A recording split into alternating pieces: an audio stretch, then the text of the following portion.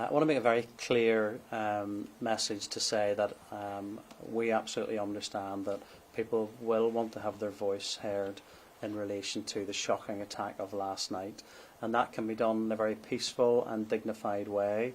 And we here in Policing in Northern Ireland are very used to facilitating and supporting people in doing that. We would appeal for calm to make sure that happens in that way and people can go about their normal business.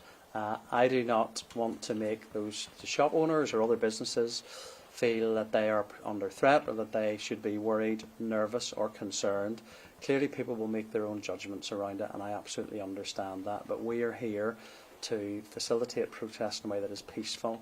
I'll reiterate, nobody in Northern Ireland wants to see a repeat of the disorder that we have seen in recent years. Nobody thinks that that improves the situation or helps to have people's voices heard. It damages communities, damages local businesses, it brings young people into the criminal justice system when they shouldn't be. That's all of our responsibilities to make sure that doesn't happen, and I appeal to everyone with influence to do everything we can to ensure that those protests, if they happen, are peaceful.